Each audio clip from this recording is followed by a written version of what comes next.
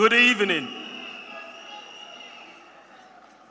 It is my pleasure and privilege to once again have the opportunity to address you at this important national conference. I would like to thank the organizers, Dankwa Institute and the National Youth Wing, for the invitation to speak at this conference today. Today, I want to address the state of the economy.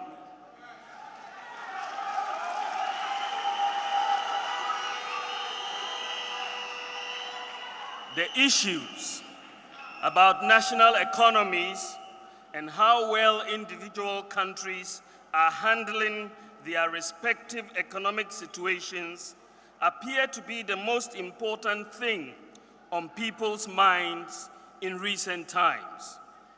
From the man on the street to the business mogul, the food we eat, the clothes we wear, the shelter we seek or have, the benevolence we extend to friends and family, the health of the economy is the foundational instrument. To bring this home, essentially, the economy is what we feel in our pockets. I acknowledge that we are going through challenging times. This is the reality, irrespective of the cause.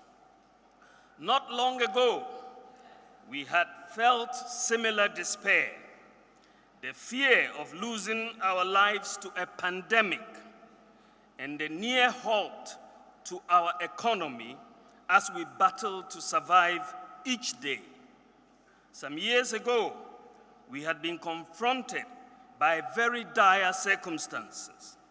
The joblessness of our youth, the years of doomsday that adversely impacted on businesses and jobs, the disappointment of dealing with a collapsed national health insurance system, and the inability to access health care, the bane of the cash and carry system, a nearly collapsed national ambulance system, the freeze on public sector employment, and an almost collapsed banking sector, and so on.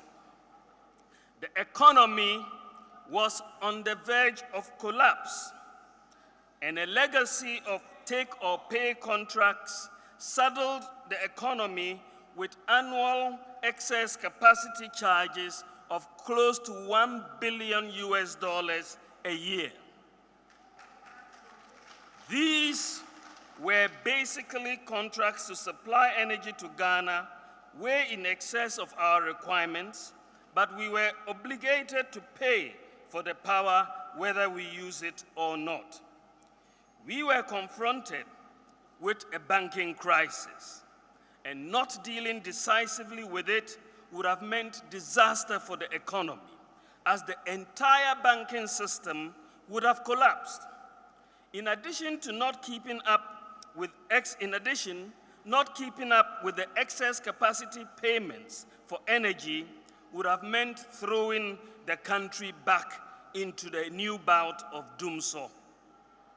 The government of President Nana Addo Dankwa Akufo-Addo put in a lot of effort to turn things around from the situation that used to be when we came into office in 2017. We had only one mission: stop the decline and make things better. Together, as a country, we proceeded to fix the economy. We made great gains, and the records attest to this. Prior to the coronavirus pandemic, which has impacted virtually all economies in the world, we stabilized the economy. We reduced inflation. We doubled economic growth in the first 3 years. We reduced the rate of depreciation of the cedi. The average depreciation from 2017 to 2020 was the lowest since 1992. We reduced the fiscal deficit, we improved the external payments position, reduced interest rates in line with declining inflation expectations, and we cleaned up the mess in the financial sector that we inherited. We took the decisive action to avoid the collapse of the financial sector and to save the deposits of 4.6 million people. Thousands of businesses would have collapsed if we had not saved the banking sector. We implemented our flagship programs, such as free SHS, Planting for Food and Jobs, One District, One Factory, NAPCO, IPEP, the Zongo Development Fund, restoration of teacher and nursing training allowances, and we embarked on the digitalization of the economy. The relatively strong performance of the economy, among other things, led to Ghana being the destination of choice for foreign direct investment in West Africa, according to the 2019 World Investment Report by UNCTAD. Unfortunately, the COVID-19 pandemic changed the economic circumstances of virtually every country in the world. Today, our economy is witnessing rising prices of fuel and virtually all commodities like bread, rice, sugar, sachet water, cement, iron rods, and so on. From Malata Market through Abofor Market to Techiman Market to Takoradi Market Circle to Pando and almost everywhere across the country, prices are on the rise. In the first quarter of this year, we have also suffered a sovereign credit ratings downgrade by 2 ratings agencies. And along with that, there has been a significant depreciation of the cedi between February and March this year. These developments, ladies and gentlemen, have come as a surprise to many Ghanaians. And in the ensuing discussions, many questions have been asked about the state of the economy. These questions include: what has happened to the fundamentals? Why are the prices of goods and services increasing so fast? Why has the cedi depreciated so fast this year? Why has the fiscal deficit and the debt stock increased so much?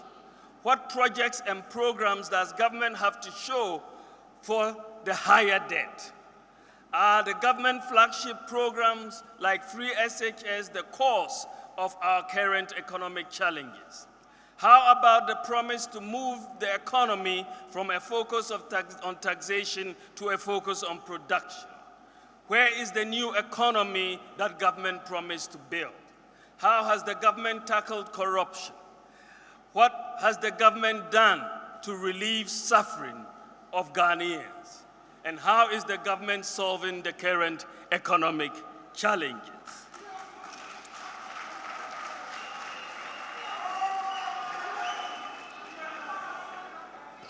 Today, I will address these questions based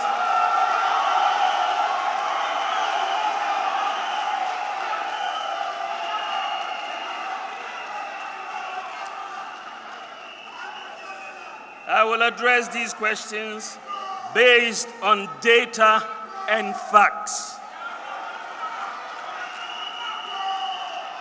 I will admit where there are challenges, but hopefully we will all leave here with a better understanding of the state of the economy, where we have come from, where we are, and where we are going. So, let's take the first question. What has happened to the fundamentals? Let's examine the economic fundamentals. Are weak fundamentals the reason for our current economic challenges? What is the data saying about variables like inflation, interest rates, external sector performance, the fiscal balance, the debt stock, GDP growth, and the exchange rate. Our assessment of the fundamentals will be based on the evolution of these variables over time. Mr. Chairman, countries and economies, I'm looking at inflation now. Countries and economies throughout the world are experiencing severe challenges following the COVID-19 pandemic and the more recent Russia-Ukraine war. The pandemic, which started early in 2020, resulted in the greatest economic depression since the 1930s, with most countries recording negative growth. Supply chain disruptions and the rising price of oil has resulted in the prices of fuel going up across the globe, with petrol prices doubling in most countries. In fact, in the world today, the highest petroleum prices can be found in countries like Hong Kong, the Netherlands, Zimbabwe, Germany, Israel, and the United Kingdom. Furthermore, ladies and gentlemen, the global average cost of shipping a container has increased from $1,446 in 2019. The global average cost for shipping a container has gone up from $1,446 in December 2019 to $9,789 as at February 2022. This is an increase of 576% to ship a container globally. This has dramatically increased the cost of shipping goods and therefore their prices on the market. Food prices have also not been left out. The Food and Agricultural Organization, the FAO Global Food Index, Price Index, increased from 95.1 at the end of 2019 to 140 in February 2022, an increase of 48%. The increase in commodity prices has been exacerbated by the Russia-Ukraine conflict. Russia and Ukraine together account for 30% of the global wheat exports. The longer the conflict ensues, the greater will be the disruption to global food supplies. The conflict is also likely to slow global growth. According to the African Development Bank, the price of wheat has shot up by 62% since the war began, and the price of fertilizer is up by 300%, and the price of maize is up by 36% since the war began. Here in Ghana, 60% of our total imports of iron ore and steel are from Ukraine. Russia accounts for some 30% of Ghana's imported grains, 50% of flour, and 39% of fertilizer. So, we are directly affected by the Russia-Ukraine war. Unfortunately, we do not know when it will be over. The global increase in fuel prices is causing hardships in even the most advanced economies, like the United States of America. I want you to watch a video on the screen for just a minute showing the exasperation of a consumer in the United States to the increase in fuel prices over there. Look at the price of gas now! It's $7.55 a gallon! Hey Putin, we're sending you a bill! I put $15 in my car for gas. This is a consumer complaining about fuel price increases. Global. Let it get to 40. Eh? Ay!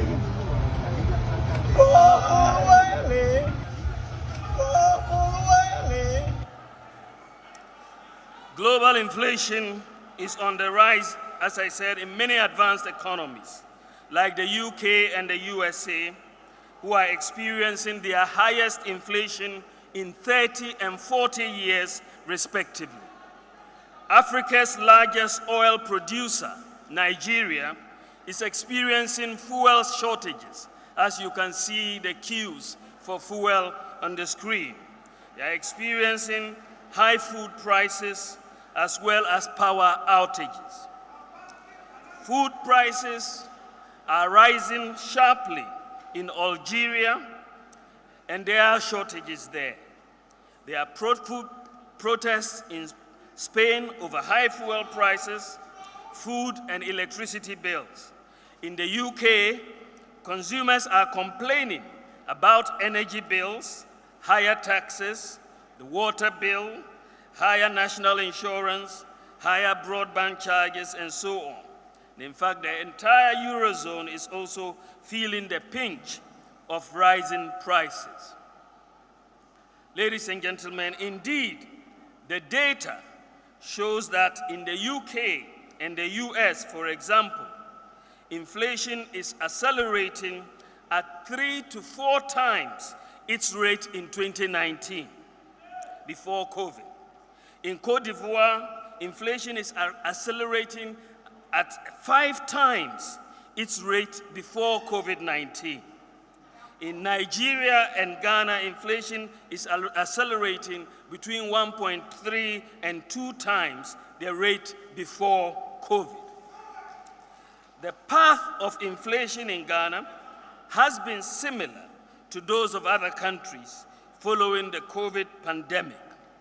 Inflation had declined from an average of 17.5% in 2016 to an average of 7.2% by 2020. Since the pandemic, however, inflation has increased from an average of 7.2% to an average of 10% in 2021. As at February 2022, inflation rose further to 15.7% as a result of global conditions, including a rise in crude oil and other commodity prices and the Russia-Ukraine conflict. It is important, ladies and gentlemen, to note that between 2013 and 2016, inflation averaged 15.9%. Between 2017 and 2021, however, inflation averaged 10.4%, notwithstanding the impact of COVID. Look at interest rates. Before COVID-19, the steady disinflation process provided for significant monetary policy easing. The Bank of Ghana's monetary policy rate was cut by a cumulative 11% between January 2017 and January 2021. This translated into a reduction in short-term interest rates, with the interest rate on the 91-day Treasury bill declining from 21.2% between 2013 and 2016 to an average of 13.8% between 2017 and 2021. Lending rates have also fallen. Lending rates have also fallen from an average of 28% between 2013 and 2016 to an average of 23% between 2017 and 2021. So notwithstanding COVID-19, interest rates are still lower now than they were in the 2013 to 2016 period. In response to the recent increase in inflation, the Bank of Ghana has increased the monetary policy rate by 2.5% from 14.5% to 17%. So what is happening in the fundamentals, in the external sector fundamentals? So we look at external sector performance. Ladies and gentlemen, Ghana's external payments position strengthened in the 2017 to 2021 period relative to the 2013 to 2016 years. For the first time in over 30 years, the trade balance, that is the difference between your exports and your imports, the trade balance recorded a surplus for 5 successive years, for the first time in over 30 years. We recorded surplus for 5 successive years. The trade balance was in deficit between 2013 and 2016, but moved from a deficit of 1.7 billion in 2016 to a surplus of 1.1 billion in 2017, a larger surplus of 1.8 billion in 2018, and an even larger surplus of 2.2 billion by 2019. The impact of COVID-19 has seen a reduction in the surplus to 2.04 billion in 2020 and a further reduction to 1.1 billion in 2021. Nevertheless, this is still a much stronger performance than the trade deficit of 1.7 billion recorded in 2016, which, ladies and gentlemen, the positive trade balances resulted in a narrowing of the current account deficit as a percentage of GDP between 2017 and 2019, but a subsequent widening of the deficit in 2020 and 2021 as a result of COVID-19. Even that, notwithstanding COVID-19, our current account position between 2017 and 2021 is much stronger than that between 2013 and 2016.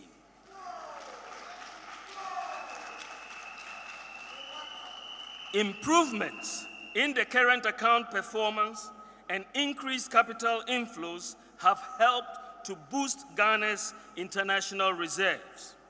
The data shows that gross international reserves increased from 6.1 billion in 2016 to 8.4 billion 4 months of import cover by 2019, and subsequently to 9.6 billion 4.4 months of import cover at the end of 2021.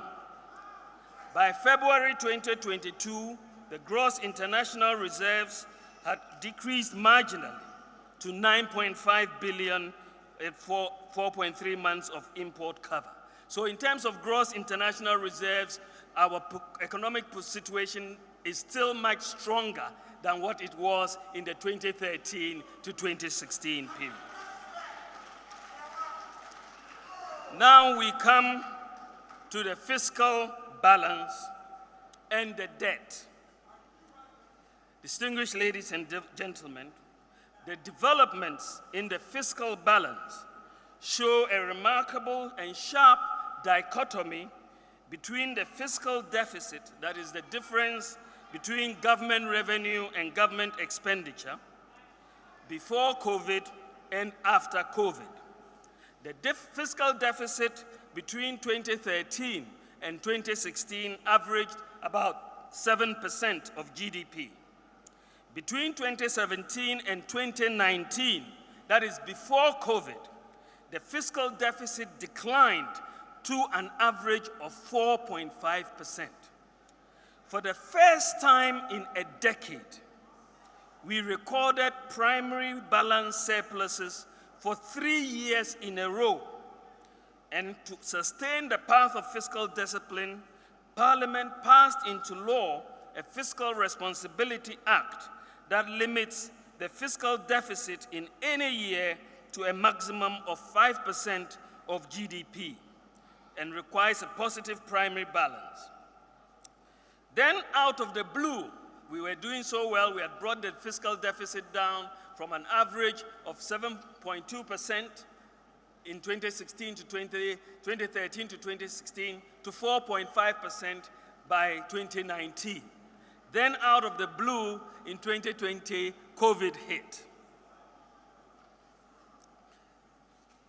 It hit the world with devastating economic and health consequences. His Excellency the President, Nana Addo Dankwa Akufo-Addo, and the government had to take some quick and difficult decisions. The approach of the government was summed up in the President's famous statement that, and I quote, "We know how to bring back the economy, but we don't know how to bring back lives." So, the government made a deliberate and conscious decision to protect the lives and livelihoods of Ghanaians and to mitigate the suffering of households. Government therefore had no option than to suspend the fiscal responsibility law to allow for the higher expenditure. Economic growth in 2020 declined to 0.4%, and with it, there was also a decline in revenue mobilization of about 12 billion Ghana cedis relative to target. At the same time that the revenues were declining, we had to spend more money to engage more health personnel. We hired 58,000 health personnel in this period, to provide tax relief packages, to provide free electricity, free water, and to support businesses to acquire PPEs and vaccines and so on. The combined impact of these factors, as well as other expenditures, resulted in an increase in the fiscal deficit from 4.8% of GDP in 2019 to 15% of GDP in 2020, and a subsequent decline to 11.4% of GDP in 2021. The primary balance also went from a surplus of 0.9% of GDP to a deficit of 5.3% of GDP in 2020, before narrowing to 2% of GDP primary deficit in 2021.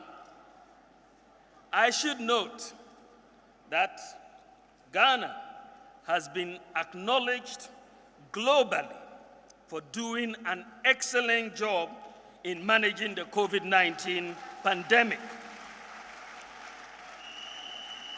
And we have the strong leadership of His Excellency the President, Nana Addo Dankwa Akufo-Addo, to thank for that.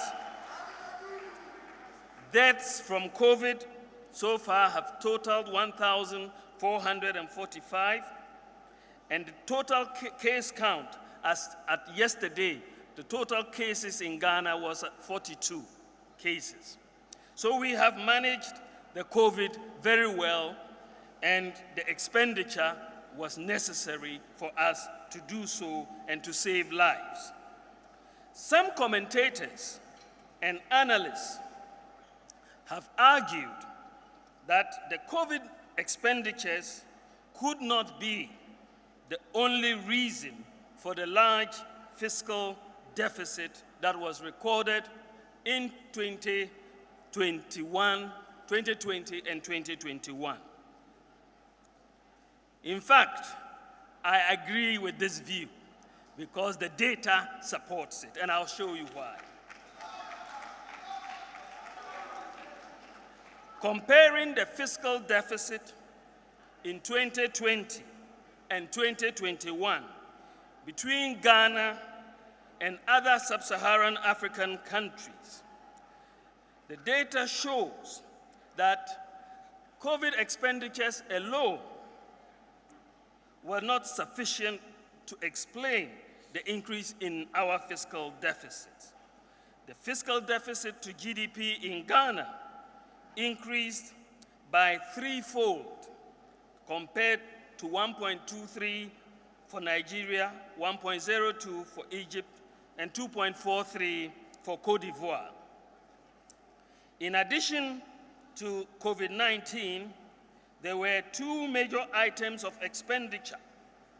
In addition to COVID-19, there were two major items of expenditure that are critical to understanding the evolution of the fiscal deficit and the debt stock: the banking sector cleanup and the energy sector excess capacity payments. The data shows that the three items, when you look at COVID expenditure, the banking sector cleanup, and the excess capacity payments, amounted to 50.1 billion Ghana cedis. That is the equivalent of some $7 billion for just these three items. And the Ministry of Finance estimates that the interest payment on the borrowing, because this was borrowed, this was financed from borrowing, for our excess capacity payments, banking sector cleanup, and the COVID expenditures were financed from borrowing. And the Ministry of Finance estimates that the interest payments on this borrowing for these three items alone amounted to 8.5 billion Ghana cedis annually. 8.5 billion Ghana cedis. And this is about 23% of Ghana's annual interest payments of about 37 billion Ghana cedis.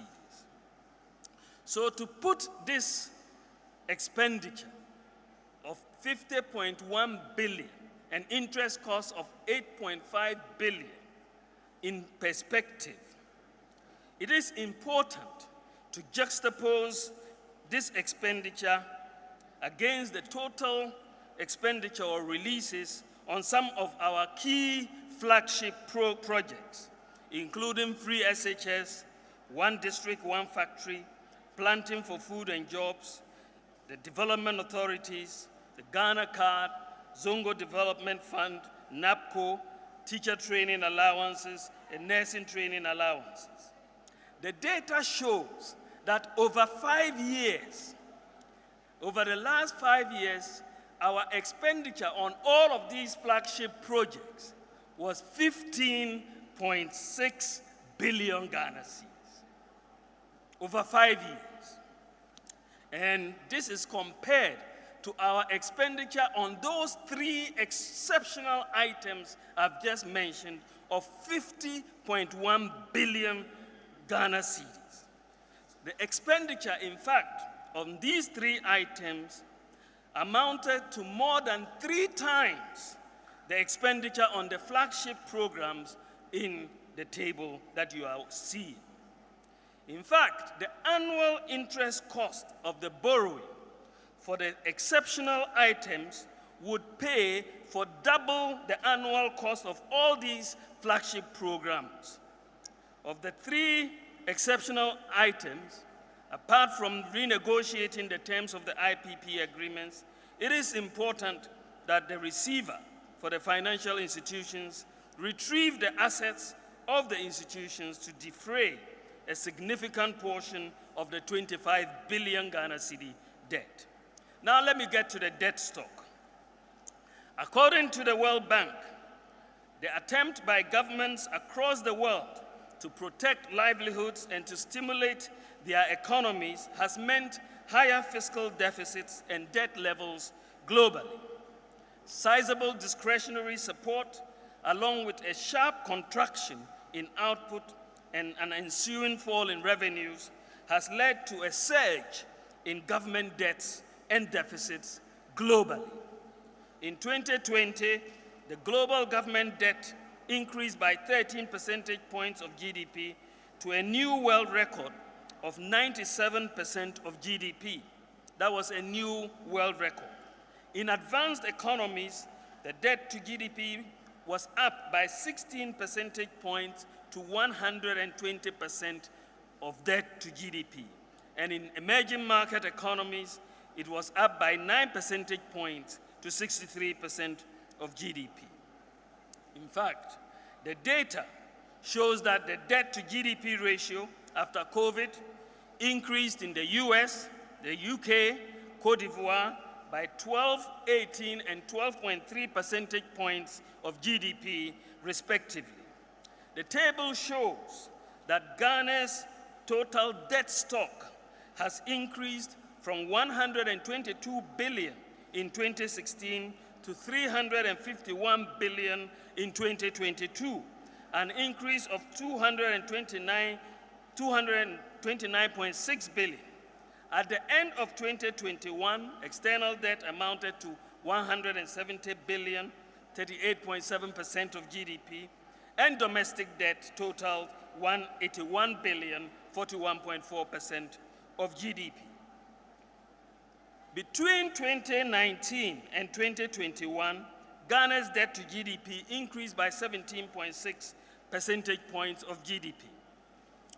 It should be noted, and it is important, that without the 50.1 billion for the exceptional items of the financial sector, the energy, and COVID, Ghana's debt to GDP would have been about 68% instead of the current 80% that it is. Because of COVID-19, the GDP growth was virtually zero in 2020, and this is bound to increase the debt to GDP ratio, other things equal, with a lower base. Now to the question of what projects and programs government has to show for the higher debt. Some loan agreements underpinning the external debt stock are shown in the table that you are looking at. And we have, and I present in this document that I will make available, all the external debt loans that we have contracted. And you will see that projects that we have undertaken over these last 5 years, from the loans that we have borrowed. You'll see that we borrowed money to build the University of Environment, Science, and Sustainable Development in Somanya, right? We borrowed the money, contracted the loan. That is part of our debt stock. The Pokwasi interchange is part of our debt stock. The Tema Impakadan Railway is part of our debt stock. The debt borrowing for Kumasi Airport Phase 2 is part of our debt stock. Tamale Airport is part of our debt stock. Obechebi Lamte Interchange is there. We've borrowed money for polytechnics and technical and vocational training centers, construction of bridges, the secondary cities program, the modernization and equipment of Tetekwashi Memorial, Kibi, Aburi, Etibie hospitals, expansion of the University of Ghana Hospital Phase 2, 50 bridges, the portable water system in Yendi. We also have borrowed money for the expansion and rehabilitation, and expansion of the Bolgatanga Regional Hospital, modernization of Komfo-Anokye Teaching Hospital, the construction and commissioning of a portable water infrastructure project in Tamale, Pong generating and retrofit, Eastern Corridor, so many projects that we have, and I'll leave them for everybody to go through. So many projects across. So we can account for our use of the resources that we have borrowed. And I think, I'm not sure, but I think I've not seen any government that has presented this data to the public to see where your loans have gone. I don't know any government that has done that. I don't know any government that has done that. Ladies and gentlemen, we talked about moving the economy from a focus on taxation to a focus on production. Ladies and gentlemen, as part of measures to get the economy back on track when we had these challenges, and to improve domestic revenue mobilization and improve efficiency. Government has increased a number of taxes. We extended the National Fiscal Stabilization Levy and the special import levies from 2020 to 2024. We imposed initially a luxury vehicle levy, which was later abolished. We increased the CST from 6% to 9% and later decreased it from 9% to 5%. We increased the National Health Insurance levy from 2.5% to 3.5%. We introduced a sanitation pollution levy of 10 pesos on the price of a liter of fuel. We had the energy sector recovery levy of 20 pesos, a financial sector cleanup levy of 5%, and recently the introduction of the e-levy of 1.5% on financial transactions. However, it is important to point out that notwithstanding the revenue challenges that we inherited when we came into office, we took the decision to reduce taxes in the economy. We were aware that our decision to reduce taxes could worsen our revenue challenges in the short term, but we were of the firm conviction that this would spur growth and increase tax revenues in the medium to long term. In fulfillment of our manifesto promise to move the economy from a focus on taxation to a focus on production, we have so far reduced or abolished 18 separate taxes and levies, and most of them were manifesto promises. No such broad-based reduction in taxes has been implemented by any government since independence. No such since independence. We abolished the 5% VAT on real estate sales, abolished the 17.5% VAT on selected imported medicines, abolished the 17.5% VAT on financial services, abolished the import duty on the importation of spare parts, abolished the 1% special import levy, abolished the 17.5% VAT on domestic airline tickets, abolished levies imposed on Kaya. We abolished the excise duty on petroleum. We provided full corporate tax deduction for private universities who plow back 100% of profits into the university.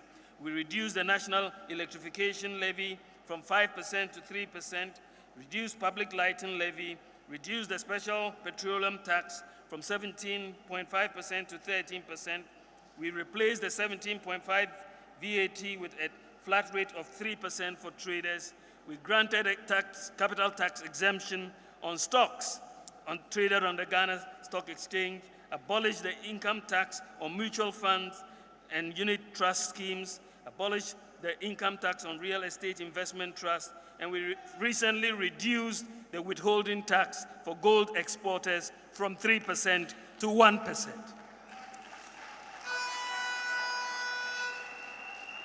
So we reduced or abolished 18 separate taxes.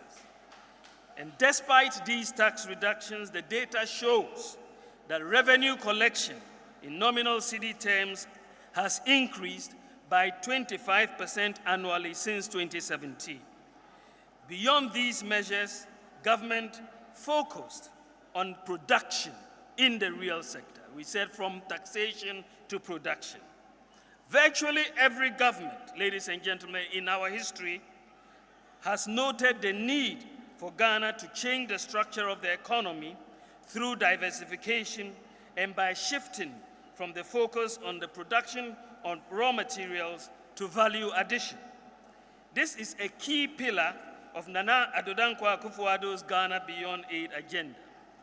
To accomplish this, government has implemented the following programs: planting for food and jobs to increase agricultural output for agro-processing and food sufficiency. The results of planting for food and jobs have been quite remarkable, with a significant increase in food production. The Tono Dam and the left and right banks of the Pond Dam have been rehabilitated to provide 13,190 hectares of additional irrigable land for rice and vegetable production.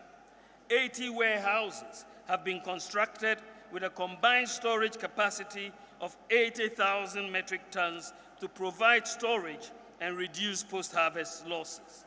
Reforms in the cocoa sector, including hand pollination, have resulted in the highest ever production, that is 1,047,000 tons, the highest ever recorded in the history of Ghana during the 2020 and 2021 cocoa season.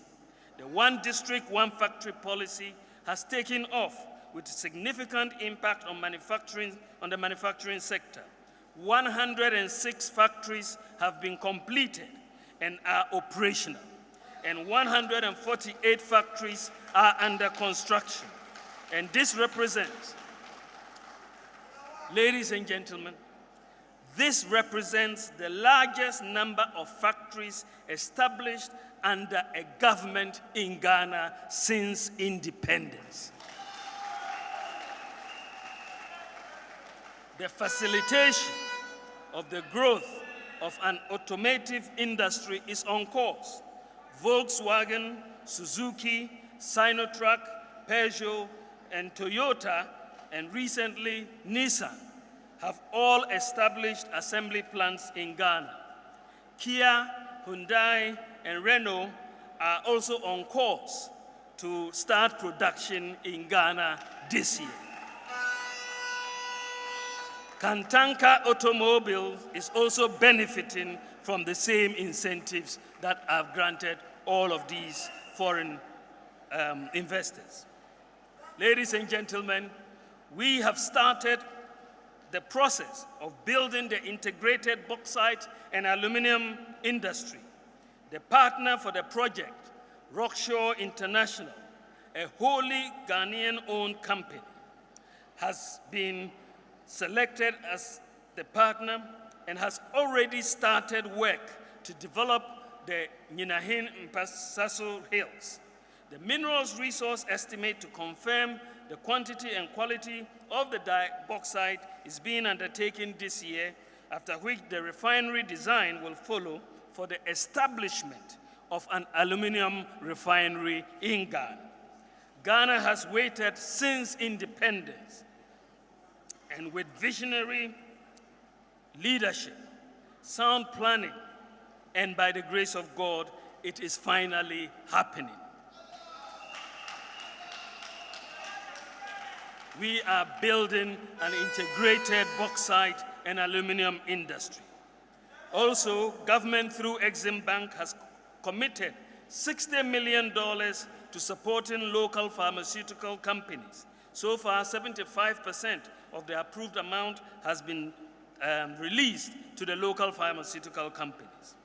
Ladies and gentlemen, changing the structure of our economy through diversification and the value addition will not happen overnight. However, it remains a major preoccupation of the government because it is our pathway to reduce import dependency, expand the economy, create jobs, and increase exports and support the value of the currency. So, how has this shift in focus to production manifested in GDP growth? So let's look at the fundamentals of GDP growth.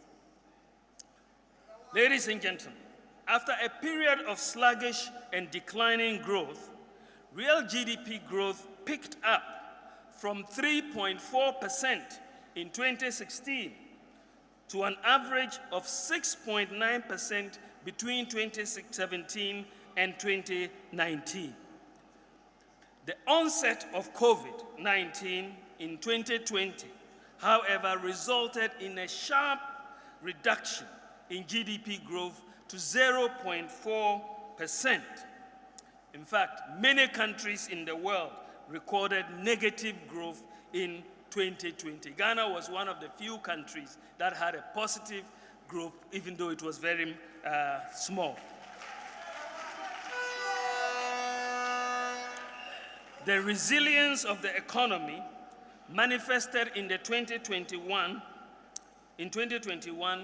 with a pickup of real GDP growth from 0.4% in 2020 to a projected 5.3% in 2021, with the non-oil sector projected to grow at 6.9% in 2021. In fact, the average rate of growth of GDP for 2017 to 2021, this is the period including COVID, when we had 0.4% growth in 2020. The average rate between 2017 and 2021 is 5.3%. But this compares to an average rate of growth between 2013 and 2016, when you had no COVID, when you had no Ukraine war, of 3%.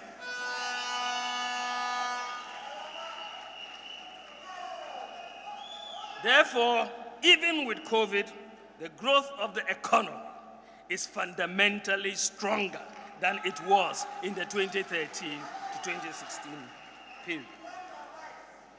In per capita terms, GDP per capita, that is total income per population, has continued to increase from 7,757 Ghana cedis in 2016 to 12,389 Ghana cedis in 2020, notwithstanding COVID.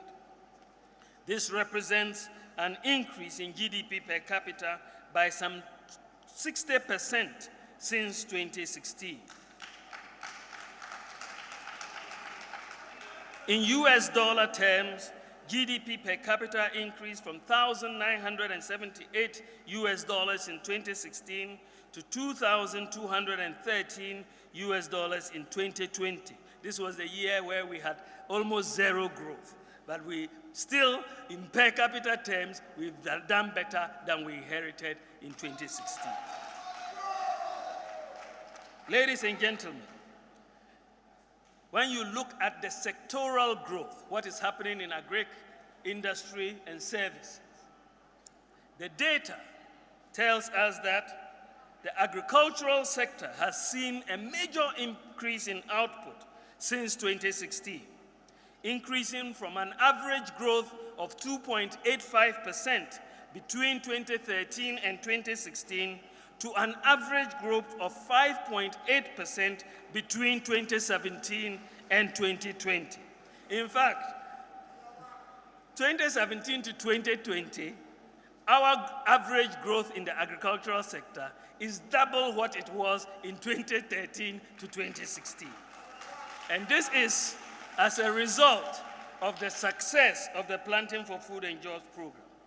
And the data for the first 3 quarters of 2021, in fact, shows an even higher growth. The first 3 quarters shows a massive growth of 10.1% in the agricultural sector. Now, when we look at the industry sector, it also saw a significant growth prior to COVID. Between 2013 and 2016, industry recorded an average growth of 3.3% between 2013 and 2016, 3.3% average growth. Between 2017 and 2019, before COVID, industrial growth increased to an average of 10.8% from 3.3%. This was before COVID. With the onset of COVID-19, as you can expect, industry growth declined to minus 3.6% in 2020 and minus 1.7% in 2021.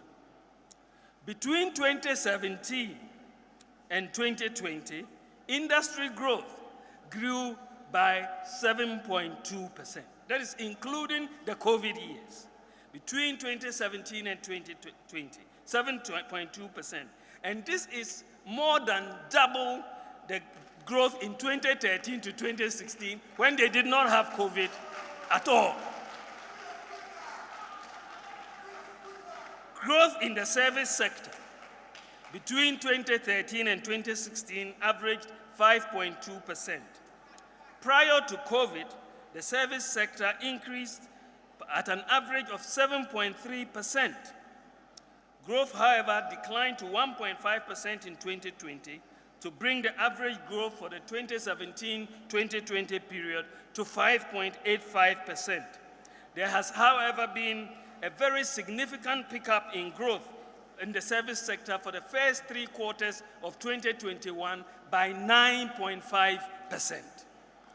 So in summary, notwithstanding COVID-19, the agricultural sector is growing at double the rate of the 2013 to 2016 period. The industry sector is growing at double the rate of the 2013 to 2016 period, and the service sector has recorded a higher average growth rate than in the 2013 to 2016 period.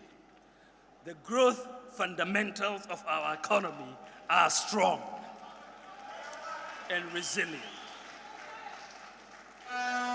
In the context of sub-Saharan Africa, GDP growth in Ghana has consistently outpaced the growth in sub-Saharan Africa since 2017. Even in 2020, when as a result of COVID-19, sub-Saharan Africa recorded negative growth on average, Ghana was one of the few countries with positive growth. Between 2017 and 2021, growth in Ghana has averaged 5.3%, while that of sub-Saharan Africa averaged 2.3% for the same period. So GDP growth in Ghana was therefore more than double the sub-Saharan African average for this period. The evidence and the data is therefore clear that we have made good progress in shifting from a focus on taxation to a focus on production.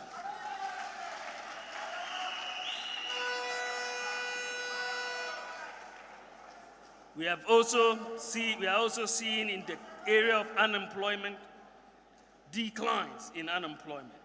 Ladies and gentlemen, the holistic approach to national development adopted by our government, anchored on shared economic growth, bolstered by light manufacturing industry and investments in human capital, has invariably created opportunities and pathways for the upliftment of the citizens through employment. The data shows, as you can see in the figure on your screen, the robust growth in GDP has led to a decline in total unemployment. Based on World Bank data, the average unemployment rate in Ghana between 2014 and 2016 stood at 6.29%, but has declined to an average of 4.37% between 2017 and 2020. Youth unemployment has also registered a decline from an average of 12.9% between 2014 and 2016 to an average of 9% between 2017 and 2020. Ladies and gentlemen, government is also rolling out the Youth Start initiative for the youth.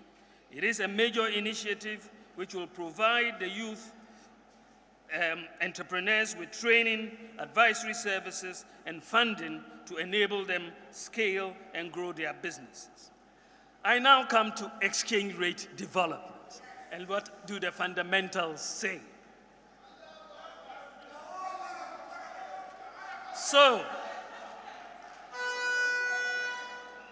how has the cedi performed under the leadership of Nana Addo Dankwa Akufo-Addo in the last 5 years? And what is the cause of the recent sharp depreciation of the exchange rate of the cedi?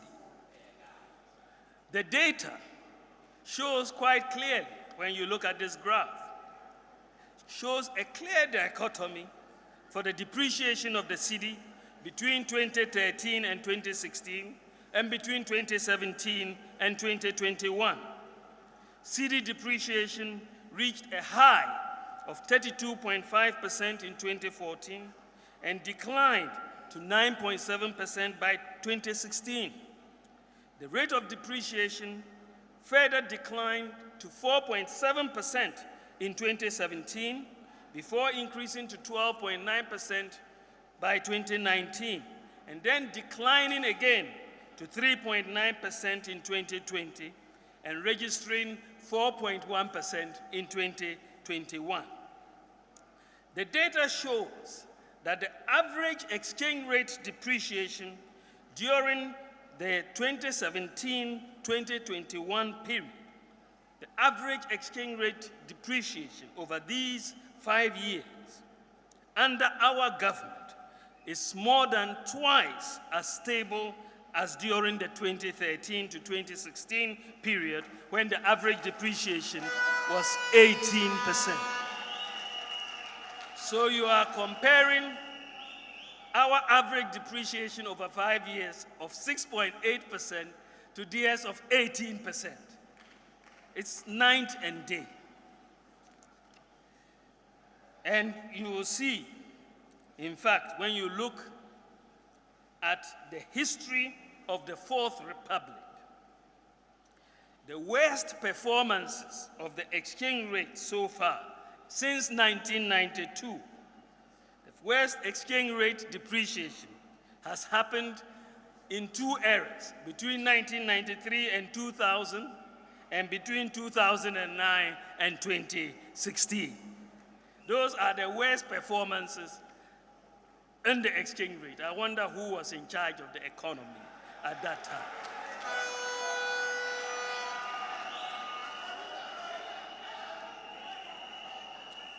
Ladies and gentlemen, so we had so much stability in the exchange rate. But in the first quarter of this year, 2022, we have seen the sharpest first quarter depreciation of the cedi since 2015. Data from the Bank of Ghana shows that at the end of March, the cedi had depreciated by 15.5%.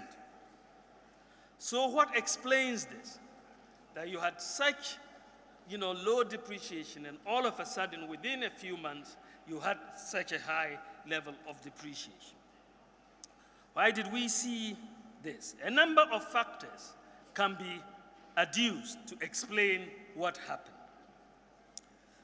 The financial markets assessment of the 2022 budget, unfortunately, generally concluded that our projected 40% increase in revenue, which underpinned the 2022 budget, the financial markets assessed that this was not likely to materialize, and therefore our deficit would increase. This was not helped by the chaotic battle in Parliament over the budget and the passage of the budget. And this created uncertainty and signaled to the market that the government may not be able to get most of its programs passed in a tightly balanced Parliament. This further reinforced the lack of confidence by investors in the budget. Furthermore, delays in implementing major tax reforms, such as the benchmark policy reversal, the tax exemptions bill, the common platform for property tax, and the review of fees and charges, appeared to support the assessment of the market that the government will have difficulty in getting its programs through Parliament. To add to this negative market sentiment, there was a sovereign credit ratings downgrade by Fitch and Moody's, 2 global sovereign credit ratings agencies, as a result of concerns about fiscal and debt sustainability. If you are unable to pass your budget and the revenue measures in it, then your fiscal and your debt situations will not get better. And this was their assessment. This resulted in an unwillingness, this downgrade resulted in an unwillingness of foreign investors to roll over their holdings of our domestic debt, and they demanded foreign exchange to repatriate their investments.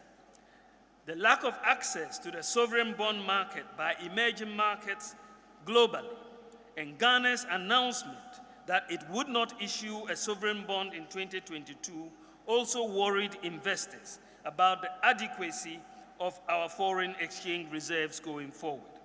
They therefore wanted to get a hold of the foreign exchange now, and this led to an increase in the demand for US dollars on the market. The increases also in interest rates by central banks in the US and other advanced economies also made the cedi assets less attractive and led to a move out of cedi holdings. Then in February, we had the conflict between Russia and Ukraine, which started in February, at the same time that we've started seeing this significant depreciation. And the associated increase in crude oil prices and overall cost of living globally resulted in a higher demand for US dollars by foreign investors, oil importers, as well as other importers on the local foreign exchange market. There was also speculative demand for US dollars as panic set in. The combination of these factors resulted in a sharp depreciation of the cedi in the first quarter. This depreciation of the cedi was fundamentally about the market's assessment of the fiscal stance of government and its implications for fiscal and debt sustainability. This was the primary factor underpinning the ratings outgrade. So we had to address the depreciation of the cedi.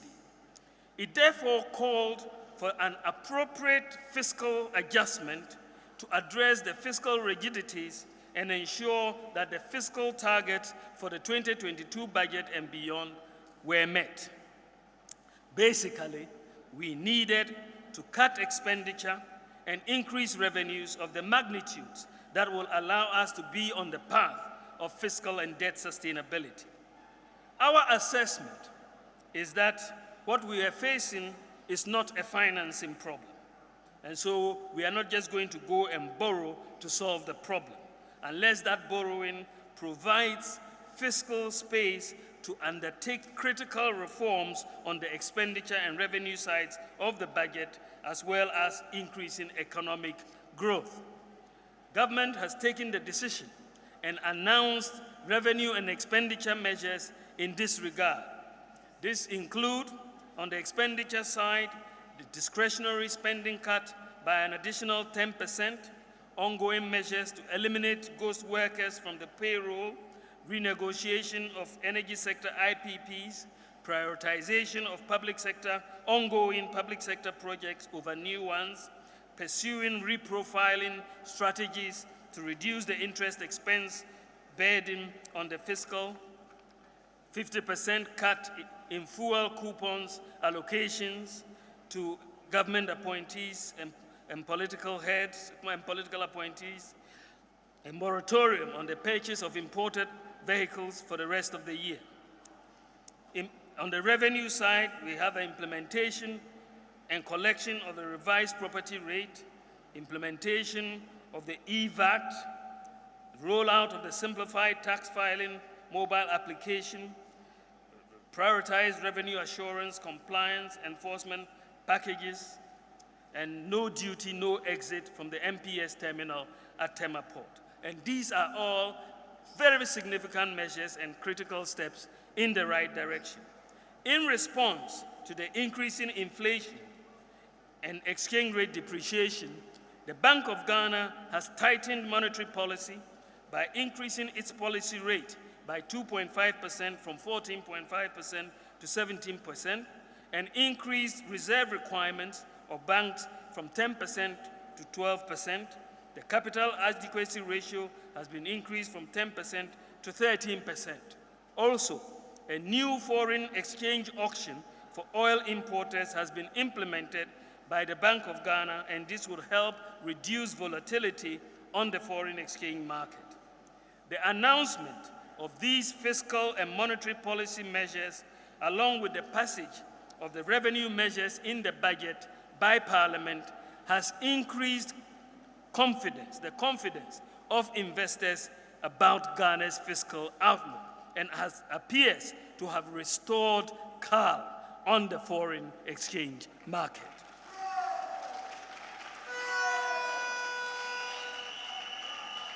Given the uncertainty surrounding geopolitical developments and their impact on the economy, we will continue to monitor the data and are ready to take further measures as may be required to meet our budget targets.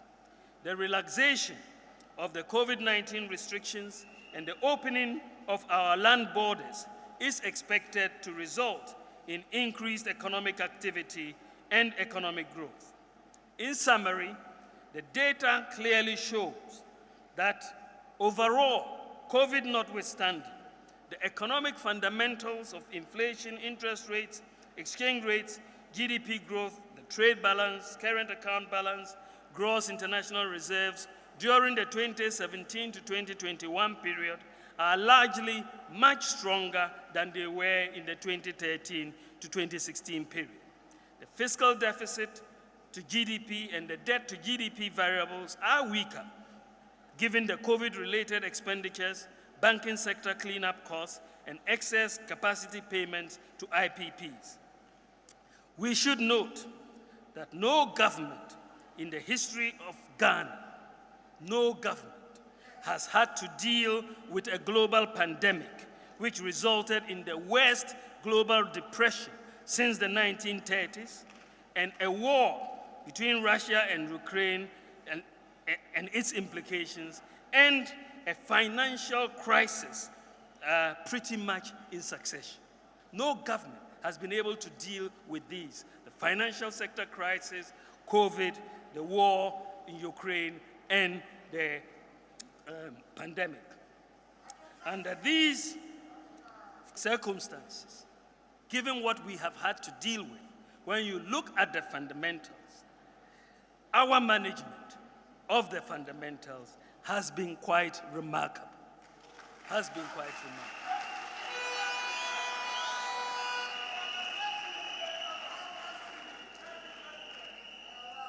Then we talk about transforming the economy. The government of Nana Addo Dankwa Akufo-Addo set out to build a modern, prosperous economy. There are several elements of this economic transformation. Industrialization, and this is why we are doing one district, one factory, the automotive industry, the bauxite and aluminum integrated industry. Agriculture is a major part of the transformation agenda. Planting for food and jobs, rearing for food and jobs, Tree Crop Development Authority, and so on. Infrastructure, roads, railways, dams, warehouses, schools, hospitals, airports, water. Then you have the education anchor. We're growing our education, free SHS, free TVET, investment in TVET institutions. These are all building blocks to the transformation of the economy that is taking place in Ghana. However, ladies and gentlemen, we can only build a vibrant modern nation if we have strong systems and institutions that work.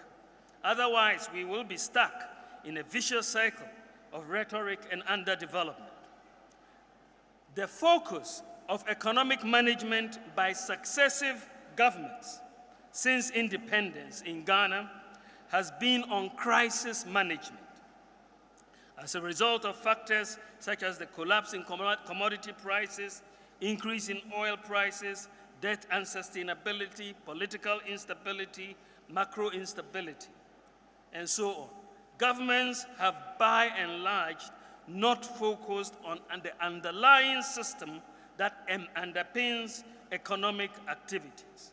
So upon assumption of office, our goal was to quickly transform our economy by leveraging on technological innovations as a means to leapfrog the development process, overcome legacy problems, and improve both economic and public sector governance. This is why, ladies and gentlemen, digitalization has been a major focus of our government.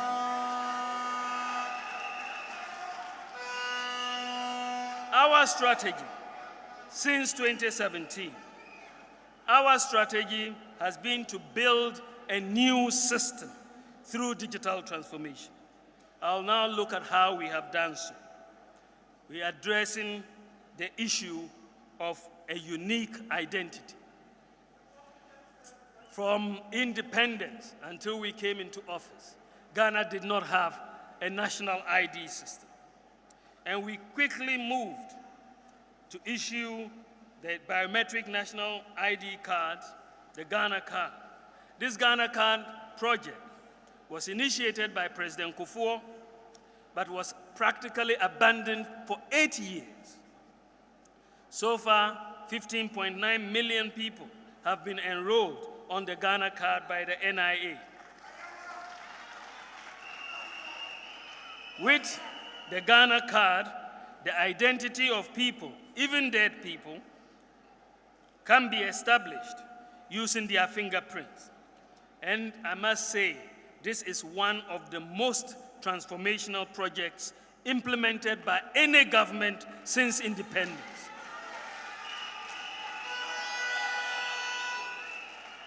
To solve the problem of a lack of a working address system in Ghana, we have leveraged GPS technology to implement a digital address system for Ghana, capturing every square inch of land in Ghana.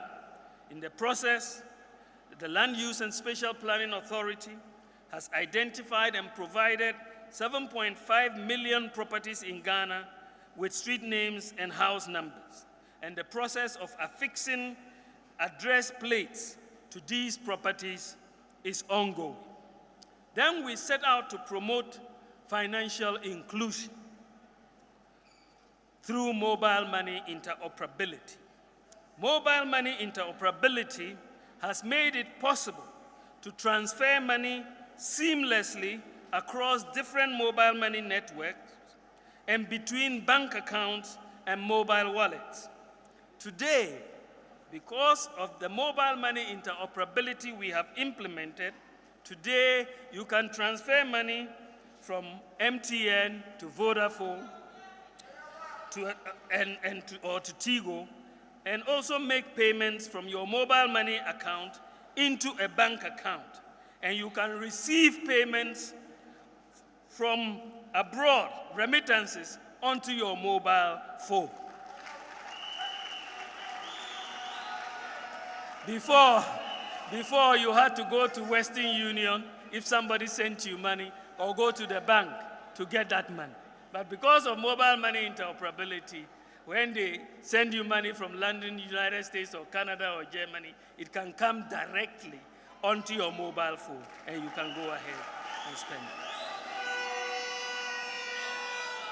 Because mobile money, the mobile money account, because we've made it interoperable with the bank account, because the mobile money account performs just like a bank account, as a result of mobile money interoperability, over 90% of adult Ghanaians have bank accounts or mobile money accounts that function like bank accounts. So this problem of financial inclusion that has been with us with over 70% of our population not having bank accounts, we have practically solved the problem of financial inclusion in Ghana. I should note that Ghana is the first country in Africa and one of the first in the world to achieve this type of interoperability between bank accounts and mobile wallets. Even in the United States of America, the Federal Reserve Bank does not have interoperability in its real-time payments network. On March 15th this year, just a few weeks ago, Rwanda attained mobile interoperability between their telcos, which allows clients of one telco to send money to clients of another telco. They have not yet been able to achieve the interoperability between the mobile money account and the bank account that we have in Ghana. I am proud to say that in this area, we are way ahead of most countries in the world. Achieving mobile money interoperability in Ghana is therefore no small feat, especially if you look at the cost. We spent only $4.5 million to achieve mobile money interoperability. Some people wanted to spend $1 billion for the same thing. The data, ladies and gentlemen, the data shows that because of mobile money interoperability, Ghana is the fastest growing mobile money market in Africa. And just listen to this data. Listen to this data. At the end of 2016, the total cumulative value of mobile money transactions, at the end of 2016, the total cumulative value of mobile money transactions was 78.5 billion Ghana cedis in 2016.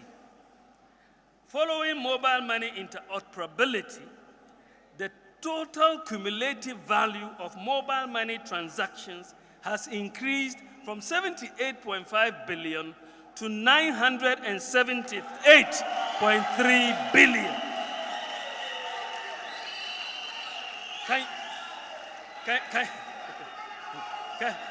Can you think about it? Think about it for a moment. From 78.5 to 978.3 billion Ghana cedis.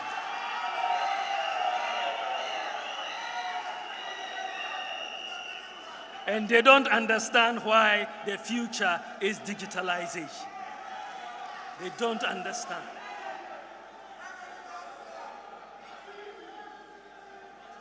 Today, the payment reforms we have put in place has made it very easy in Ghana to open a traditional bank account. For many banks today, anyone can open a bank account remotely on your mobile phone. You don't have to visit a bank. You don't have to fill any form. All you need in Ghana today to open a bank on your mobile phone is your Ghana card. You go and insert it, get a bank account. That's all. You just dial a USSD code for the bank, insert your Ghana card number, and pronto, your account is open and you can start business. And the digital payments infrastructure is boosting e-commerce in Ghana. Businesses are booming over Instagram, Facebook, Twitter, and so on.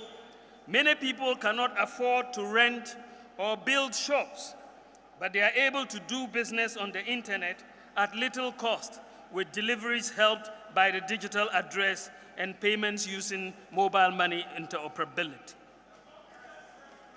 We have also used digitalization to address the efficient delivery of public services and corruption. Our approach to improving the delivery of public services is to minimize human contact as much as possible. Therefore, we embarked on an aggressive digitalization process of service delivery across many public institutions. Then we will look at the passport office. We digitized the passport office, and with digitalization, the average turnaround time for the acquisition of passports has been significantly reduced, and today you can apply for your passport from home, and it can be delivered to you at home with your digital address.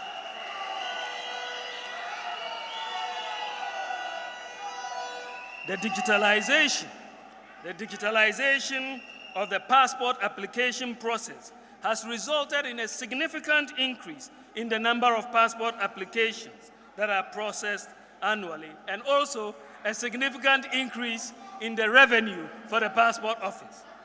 In 2017, when we started the digitalization process at the passport office, The total number of passport applications in 2017 was 16,232, and they had a revenue of 1.1 million Ghana cedis in 2017.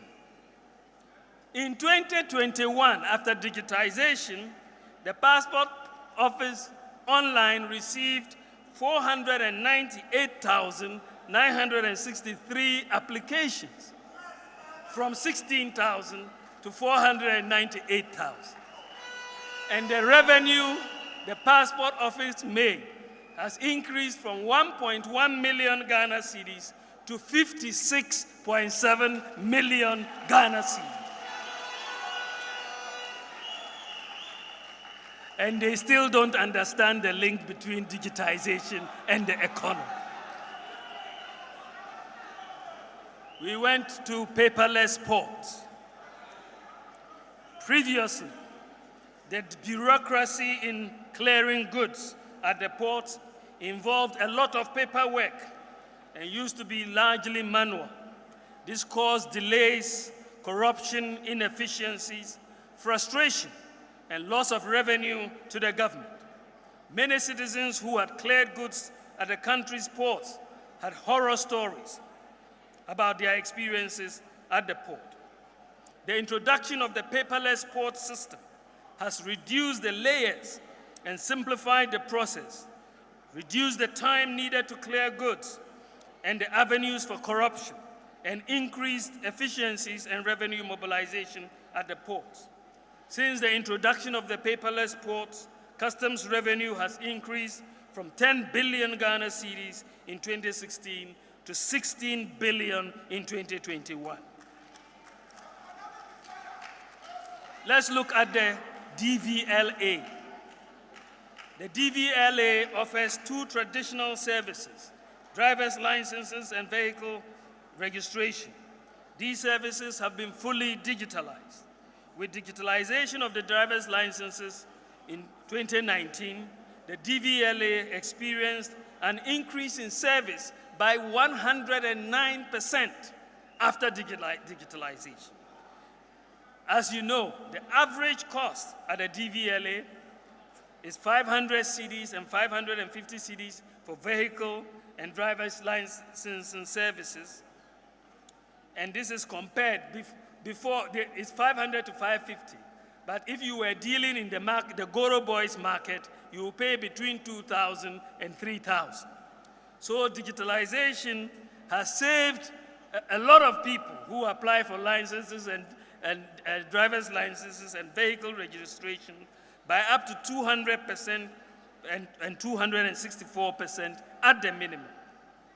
The DVLA generated an average revenue of 71.5 million between 2013 and 2016, average of 71.5 million, compared to the average of 168.4 million in the 4 years since 2017 and 2020 with digitalization. Ladies and gentlemen, we look at motor insurance. The National Insurance Commission has implemented the digital motor insurance database. The objective of the introduction of the motor insurance database is to curb the menace of vehicles with fake motor insurance stickers plying our roads and therefore endangering lives and property. With digitalization of motor insurance in Ghana, all insurance policies, which now have key security features, have been synchronized to a national database, which can be accessed simply with any mobile phone by the insured, the police, and the general public. Members of the public, and you can try this when you go out and look at your vehicle, members of the public can also self-check the authenticity of their insurance policy by dialing the USSD code *920*57#. *920*57#. When you dial it and enter the number of the vehicle, it will tell you whether the vehicle is insured or not. It's that simple. Therefore, our police and the general public can easily check from their mobile phones whether they should actually join a particular vehicle or not. Following the implementation of the motor insurance database, the growth of motor insurance industry increased from 19% in 2019 to 37% in 2020 and 26% in 2021. The value of the business undertaking increased from 567 million in 2017 to 1.15 billion by 2021. And therefore, digitalization has dealt a severe blow to corruption in the motor insurance industry with no room for fake motor insurance certificates. When we go to the births and deaths registry, the process of digitalization of records at births and deaths is almost complete. And we are integrating the births and deaths register with the databases of the Ghana Health Service, the National Identification Authority, the Ghana Statistical Service, Immigration, and the police, so that the record of births and deaths should be consistent across all these databases. And this is supposed to start later this year.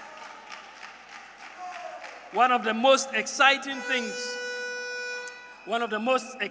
things for me this year is that it is envisaged that every new child that is born in Ghana, when you are born within a few months, you will be issued with a Ghana card number. This is because we are integrating the births and deaths with the Ghana Health Service, with the police, with the Statistical Service. So starting later this year, it will be announced. The work is virtually complete, but starting later this year, when a child is born, just as it happens in America, it happens in the UK, it is going to happen in Ghana. When you are born, you will get your national ID number. Digitization and the integration of the databases will deal a severe blow to corruption at the births and deaths registry. Ladies and gentlemen, we also implemented the Scholarship Secretariat digitalization. In the past, candidates applying for scholarship usually had to travel from all parts of the country to Accra. But today, you can sit in the comfort of your own home, apply for a scholarship. You will be asked to take an aptitude test, and then you will be interviewed locally at the district. You don't need to come to Accra to apply for a scholarship. The Ghana.gov platform has also been implemented. To make it easy to access government services, government has launched the Ghana.gov portal, which is a one-stop shop for accessing government services. This means that you should be able to apply for and obtain any government service online through the Ghana.gov platform. And when you go, whether it's passport, whether it's driver's license, whether it's the payment of taxes, all government services will be on Ghana.gov. And when you go there, all payments that you make for that service will go directly into the government account. The Ghana.gov platform, since we launched it so far, has received a total of 55.7 billion Ghana cedis in payments. And it is quite likely that if these payments, or many of these payments, were to have been made through cash, quite a bit may have ended up in private pockets. Digitalization has therefore dealt a big blow to corruption that is involved in the collection of payments by different institutions for government. Even the buying of electricity credit on your mobile phone through the mobile ECG app has provided relief to customers who no longer have to queue for long hours to buy electricity. Also, people whose credit runs out at 1 a.m. or 2 a.m., they can just go to their mobile phone, buy credit, and they will have lights on beyond. Then we even applied it to the football tickets. To address the inefficiency and corruption within the ticketing regime for football, the Ministry of Youth and Sports, in collaboration with the National Sports Authority and the GFA, piloted an e-ticketing system for the recent World Cup qualifying match between Ghana and Nigeria at the Kumasi Sports Stadium.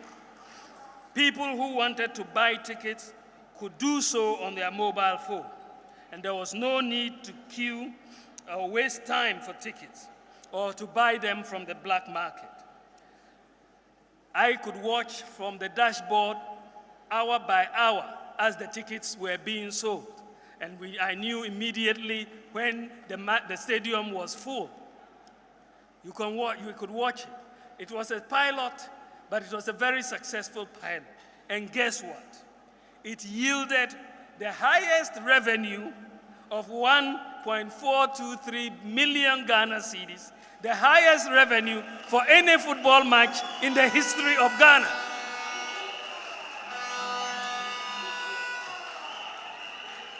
It was amazing. The highest revenue in the history of Ghana for any football match, because we went digital. They have never seen the revenue of that amount. So in the past, where was the money going? And they still don't understand the link between digitization and the economy. They still don't understand.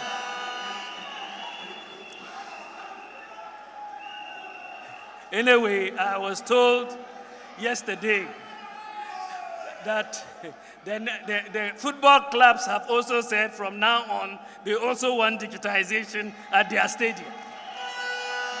So the next Haas Kotoko match is going to be on digital e-tickets. And the system is going to be rolled out to all major stadia in Ghana. Digitization is going to deal a severe blow to the corruption in the ticketing for football games and result in higher revenues for the club. We are also digitizing the distribution of premixed fuel. The issue of premixed fuel is one that has been problematic for fishermen in Ghana. The complaints never seem to go away because of the role of middlemen. Many fishermen do not get the subsidized supplies and have to buy on the black market as a result.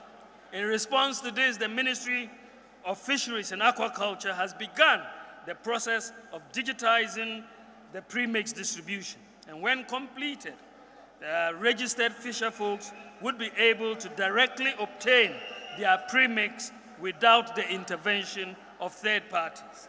A similar exercise is ongoing by the Ministry of Food and Agriculture to digitize fertilizer distribution, and that process is almost near completion.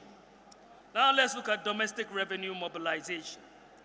Ghana has a major challenge in the area of domestic revenue mobilization. Our tax to GDP ratio is about 14%, compared to 27% for South Africa and 34% for the advanced economies. Most adults are outside the tax net, and compliance is very low. At the beginning of 2017, only 4% of the adult population of Ghana had tax identification numbers. Only 4% of the adult population at the beginning of 2017 had tax identification numbers. Broadening the tax net is therefore imperative, and in this regard, a number of digital initiatives have been implemented to broaden the tax base. To increase the number of people with tax identification numbers, we took the decision to designate the Ghana card number as the tax identification number. So your Ghana card number is your tax identification number. Nobody needs to go and apply for another tax identification number. In doing so, the percentage of adults with tax identification numbers has increased from 4% to 85%. From 4%, from independence to 2017, From independence to 2017, it was 4%. We didn't move the needle. From 2017, when we began, and we changed it, we've moved from 4% to 85%. And they still don't understand the link between digitization and the economy. The SNIT, National Health Insurance, the TIN, Passport, Controller and Accountant General Payroll, DVLA, and so on, have been linked or are being linked to the Ghana card database. Today, your SNIT number is your Ghana card number. Your NHIS number is your Ghana card number. Your TIN number is your Ghana card number. SNIT and NHIA are no longer printing their own cards. The Ghana card is enough for them. They will not print, and they are saving a lot of money. They are saving a lot of money, and they still don't understand the link between the digitization and the economy. The integration of databases is allowing us to successfully weed out ghost workers on payroll. A biometric audit of the National Service Scheme payroll alone, just National Service, when we audited the payroll, we found 14,027 ghost workers on the National Service. And we have saved government 112 million Ghana cedis just from National Service alone. Just one audit, we've saved government 112 million Ghana cedis. And we have started the process of audit with the Controller and Accountant General payroll. That is the next one, which is ongoing. Ladies and gentlemen, many people, including very highly educated people, find the process of filing taxes rather complex. To make it easier and less cumbersome, I challenged the GRA to come up with a simple mobile application to enable very ordinary people, our own market women and very ordinary people, file taxes using mobile phone and without filling any form. Simplify the process.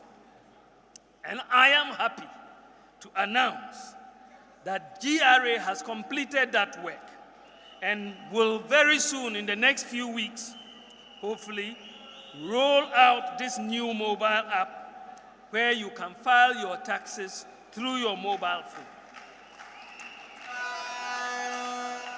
The tax filing mobile app has been designed specifically to make filing of taxes very simple. Once you sign on, you will be asked just a few simple questions, and once completed and you hit the send button, it will calculate the taxes that are due you,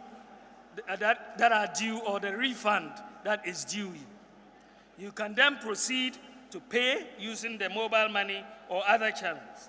You will receive an electronic receipt of your payment, and you will also automatically, once you have filed and paid your taxes, you will automatically receive a tax clearance certificate. So going forward, nobody has to go and apply for a tax clearance certificate. Once you file your taxes, the tax clearance certificate will be sent to you electronically. So the era of fake tax clearance certificates is about to end. Then we look at healthcare. We have embarked in the area of medical records. We have embarked on the connection of health facilities under the Ghana Health Service on one digital platform. So far, all teaching hospitals and all regional hospitals have been connected and can talk to each other. 36 facilities in the central region have also been connected to the digital platform on a pilot basis. The process for other hospitals is ongoing, and we expect that it will be completed next year. If you are referred, for example, from a hospital like Tamale Teaching Hospital to Kolebu Hospital in Accra, you do not need to carry a folder. All your records are now already linked, and you will be seen and monitored by the doctor at Kolebu when you arrive. Patients will only have one digital folder wherever they go. We also digitized the operations of the National Health Insurance Authority, and digitizing their operations has helped to reduce fraudulent claims. The renewal of all national health insurance registrations used to take place at various NHIA offices. This led to backlogs and long queues. In some instances, people slept for days outside some of the district offices. These delays hampered the operations and limited revenue streams of the NHIA. Following digitalization, renewal of national health insurance registration is by mobile phone. Star 929 star hash has eliminated these bottlenecks and has also increased access to health care by those who need them most. And this has led to a 70% increase in renewals. So we are seeing major efficiency gains. Ladies and gentlemen, hospitals and clinics in remote areas and largely rural communities like Nyangbosre in the Afajato South, Afram Plains, or Yunyo have difficulty in getting medical supplies, especially in times of emergencies involving, for example, snake bites, childbirth, blood supplies, and so on. Many lives are needlessly lost because the hospitals are unable to access critically needed medical supplies on time. To address this problem, Ghana opted to partner Zipline, the world's largest automated on-demand delivery service for medical supplies. Ghana is only the second country in Africa, after Rwanda, to implement the delivery of medical supplies through drones, to remote areas through drones. There are 6 Zipline distribution centers so far in Omenako, Mpanya, Vopsi, Seshuvioso, Ketekrachi, and Enum. The next 2 and the final 2 distribution centers will be located in Funsi in the Upper West region and Kintampo in the Bono region. This will bring Zipline drone coverage to all of Ghana. Zipline has made millions of deliveries of medicines, vaccines, blood, and so on to very remote parts of Ghana and has saved many lives. I should add that Ghana currently has the largest medical drone delivery service in the whole world. In the whole world, we are leading in this technology.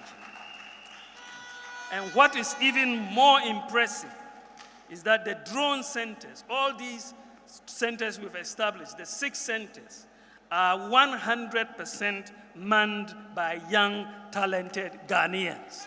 100%. Ladies and gentlemen, something exciting is about to happen. The Pharmacy Council, in collaboration with the private sector, has completed work on the digital platform for all pharmacies in Ghana, and the pilot of 45 pharmacies has been completed. Basically, the National Electronic Pharmacy Platform will offer the opportunity for everyone through a mobile phone to upload your prescription and find out in the first place which pharmacies near you have the medicine. Sometimes you have to visit 5 pharmacies before you know where to find the medicine. So when you upload your prescription, it will tell you where the medicine is, and then it will allow you to compare the prices.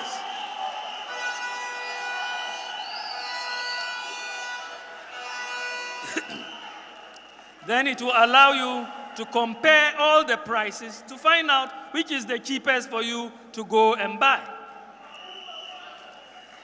and this is very exciting, you will be able to order the drug. You don't have to leave your home. You will be able to order the drug, and you can have it delivered by giving your digital address, and they will bring it home for you.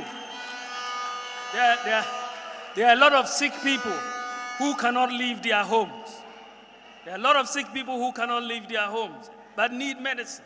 But if you have this platform, you can just order your medicine from the pharmacy, pay for it by mobile phone, and let it be delivered for you at home.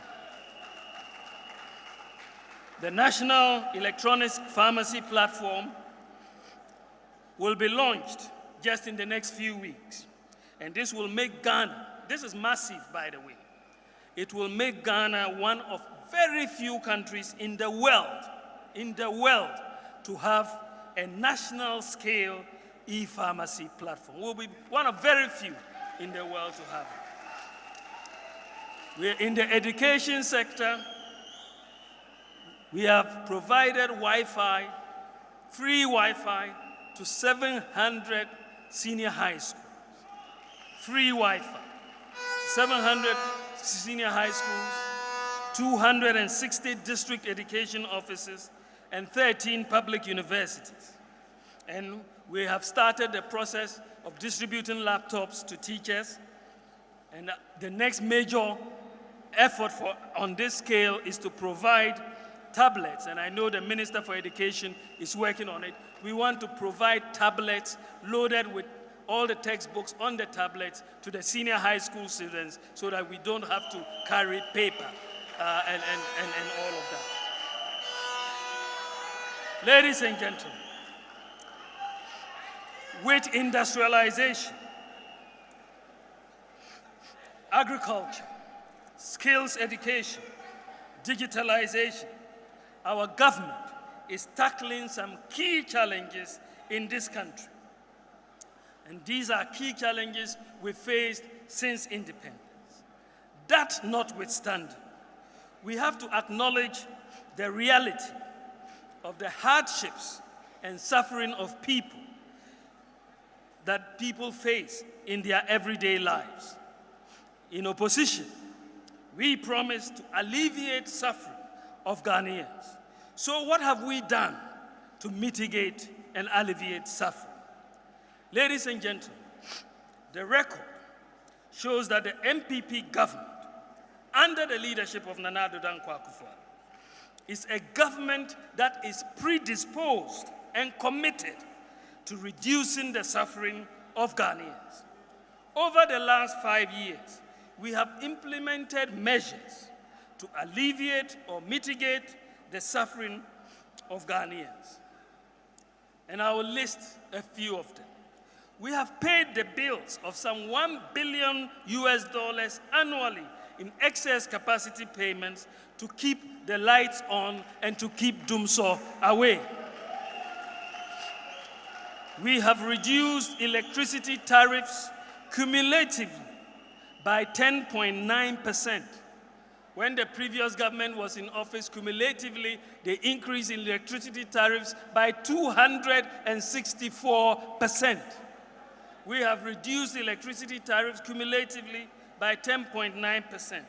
We provided free water for households for a year during COVID. We provided free electricity for Lifeline users and a 50% reduction for other users for a whole year.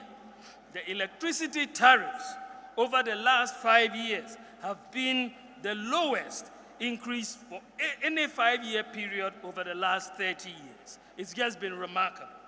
We've doubled the capitation grant for basic schools from 4.5 cedis to 10 cedis, 10 Ghana cedis. We've created jobs and stopped the freeze on recruitment in the public sector. Hundreds and thousands of people have been recruited. Unlike the private sector, which laid off thousands of workers during COVID and reduced salaries, there were no layoffs of public sector workers during COVID. In fact, we rather added more by hiring 58,000 health workers during COVID. We have increased the share of the District Assembly Common Fund to persons with disabilities by 50%. We've exempted Kaya from market tolls. We've expanded LEAP beneficiaries by 150,000 people. We've expanded the school feeding program by 1.6 million, from 1.6 million children to 2.1 million children, and also increased the amount by 25%. We have restored teacher training allowances, restored nursing training allowances, established NAPCO with 100,000 graduates. And these programs have continued, notwithstanding the current challenges which have resulted in sometimes delays in programs. We haven't canceled or abolished the programs. We've abolished the 3-month pay policy for teachers who were paid 3 months only for sometimes working for 3 or 4 years. We've absorbed the cost of BECE and WACSI exam registrations. We've subsidized farmers with fertilizer. We have abolished or reduced 18 separate taxes. We've reduced corruption associated with obtaining public services by digitizing most of the public sector. We've provided 600 million Ghana cedis in COVID funds to small businesses. We've made it easier to renew NHIS membership, easier to clear your goods from the port. We've spent 25 billion Ghana cedis to save the deposits of 4.6 million depositors and thousands of businesses which would have otherwise collapsed. We have implemented free TVET and we have implemented free SHS, providing free tuition, free uniforms, free textbooks, and feeding to students. Over 1.2 million children are benefiting from free SHS. And when you look at all these interventions to mitigate the sufferings of Ghanaians, over the last 5 years, we have spent a total of 62.3 billion Ghana cedis. 62.3 billion Ghana cedis. This is the equivalent of some $8.5 billion. And these expenditures have proven to be critical shock absorbers in this crisis period of rising prices for food and for goods globally. Ladies and gentlemen, just imagine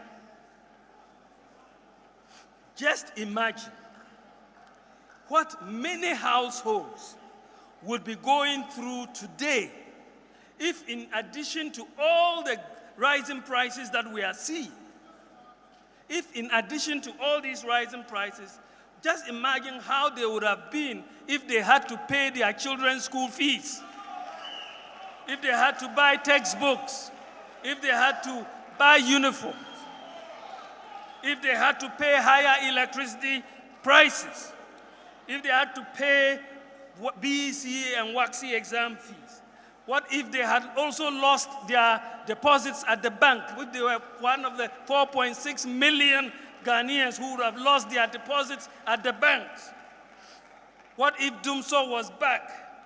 What if teacher training allowances were cancelled, nursing allowances cancelled, and there was no recruitment of teachers? There was a freeze on public employment, no expansion of LEAP, no expansion of free school feeding. What would it have been if these shock absorbers that the government has put in place were not there? Just think about it. Just think about it for a moment. Just think about it for a moment. We have spent 62.3 billion to put in place shock absorbers. And so it is clearly, millions of households would have been in much worse shape without these social interventions. There are some governments who were in office for 8 years without COVID, without spending any money on financial sector crisis. without dealing with all of these, teacher training, nursing training, they couldn't put in any social intervention. Not one. Looking around Africa, so many countries growing through this crisis do not have the social interventions that the MPP government has introduced. We, as a government, have been very sensitive to the plight and the suffering of Ghanaians. Without these shock absorbers, things would have been much worse for our citizens. In conclusion, ladies and gentlemen, we are keenly aware of the challenges of these times. A few years ago, we committed to working with you to build a country in which every young person can hope and aspire and reach his or her fullest potential right here in Ghana. Everything we have done since then is in keeping faith with this contract we hold sacred. From our flagship programs in education, health, agriculture, industry, and digital transformation initiatives through entrepreneurship and youth employment, we have held nothing back in working towards this dream night and day. At the same time, I have been inspired by the achievements of our many young, brilliant minds in various fields, from sports through robotics to fintech, who have risen to the challenge of contributing positively towards this bright future against the difficult odds and obstacles. It is amazing witnessing firsthand the handiwork of young Ghanaian craftsmen and women, budding cottage industry entrepreneurs with products whose quality and branding matches any in the world, and artists whose music and stagecraft have achieved world acclaim. Over the last hour and a bit or so, I have traced in what I hope is in vivid color the positive trajectory of our economy until the twin tragedies of the global COVID pandemic and Russia's invasion of Ukraine caused to knock us off course. It is easy to forget, understandably, with the passing of time, the pandemic having been raging for 2 long years, the enormity and the impact it has had on the global economy and on ours too.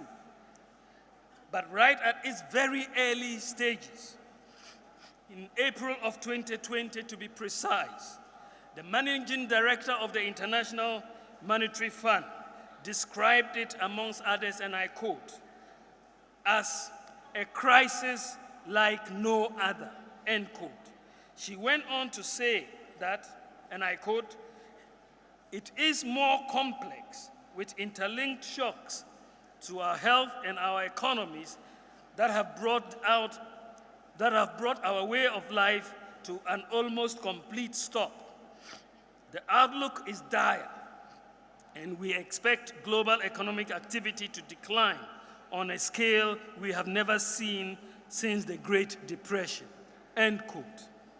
By the time the pandemic was just a year in, it had compelled governments globally, including Ghana, to spend a mind-blowing $16 trillion to save lives and protect livelihoods of its citizens, and to ensure businesses stay alive to provide income to millions of people. Global debt to GDP ratios rose to 97%, with average fiscal deficits for even advanced economies reaching 12%. That, ladies and gentlemen, is the sheer scale we have been dealing with 2 years on, with appreciable success, only also to be hit again by the Russian-Ukraine war in February this year, the full extent of the potential impact of which we cannot begin to fathom. But in all these, I am humbled by the overwhelming support we have received from the people of Ghana, from the groundnut sellers, the mechanics, carpenters, teachers, and students, through nurses and doctors, and everyone else in between, in facing down these storms to date, despite the hardships they have imposed on us. In the midst of the current challenges we face, we are putting in place key pillars for economic transformation of Ghana. Our progress has only temporarily been stalled. We may not yet be where we want to be, and we may be buffeted by winds of the pandemic and of the war for yet a little while. But we have made a great start, and together we will finish what we have started.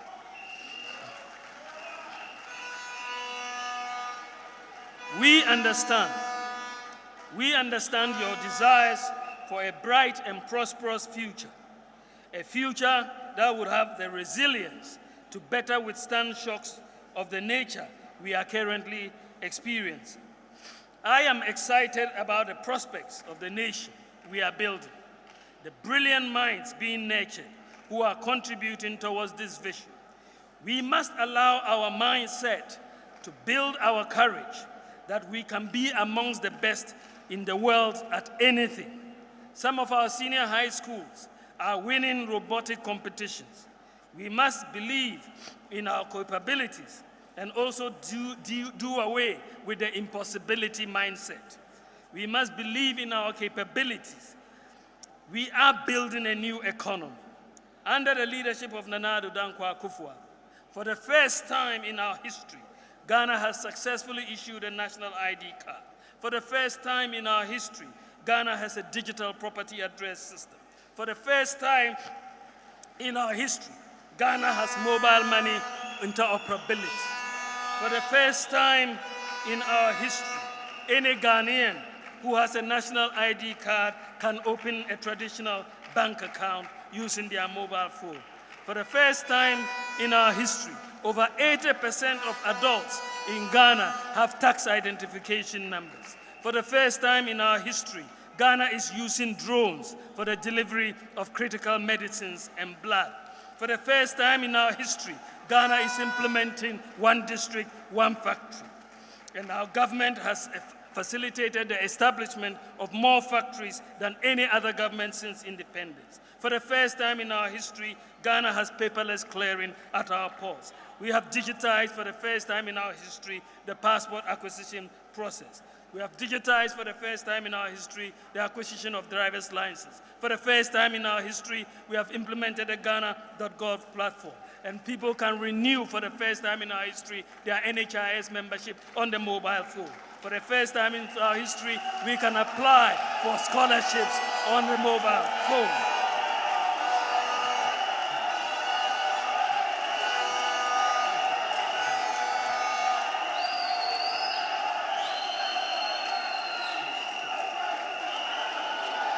Thank you very much. For the first time in our history, Ghanaians can apply for scholarships on their mobile phones. For the first time in our history, Ghanaian students will be able to apply for student loans without the need for a guarantor. For the first time in our history, government is implementing a pension scheme for cocoa farmers.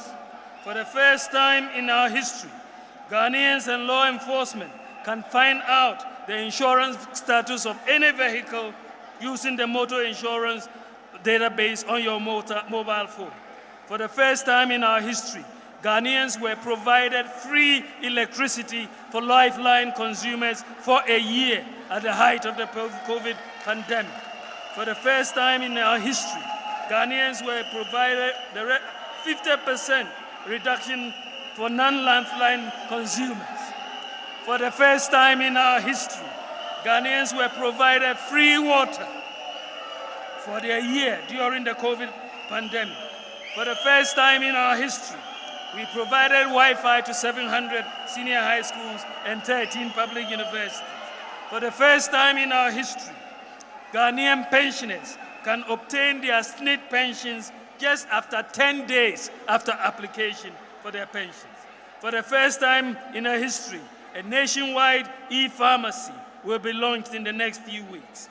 For the first time in our history, Ghana has implemented one constituency, one ambulance. For the first time in our history, we have implemented the Zongo Development Fund.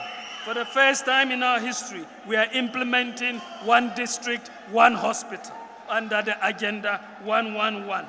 For the first time in our history, we are implementing free TVET and have established the Ghana TVET service.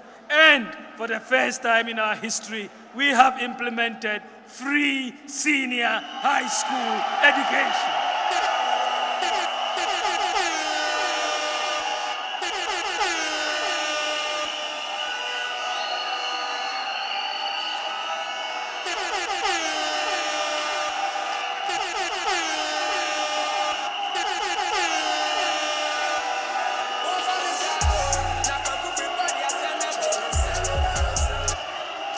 Ladies and gentlemen, as I bring my remarks to a close, it is important to note that this global crisis would have hit us irrespective of which government is in office. It is a global crisis. It would have hit us. However, how well we can come out of this depends on which government is in office and its track record of delivery. Our government has achieved a lot, and as a country, we have come a long way. We must celebrate our achievements, big and small, and not seek to tarnish or belittle our achievements for the sake of politics. I look forward to all of you doing your part in making our nation great and strong. We are on the right path with sound policies to enhance growth, fiscal and monetary policy discipline, and by the grace of God, we are bouncing back better and stronger. We will weather the storm. We will turn this tide. We will continue to work tirelessly for the good of this nation. There is no doubt that the future of Ghana is brighter and safer under our economic management. Thank you for your attention. Long live TASCON. Long live the MPP. God bless you. God bless our homeland Ghana. Make her great and strong.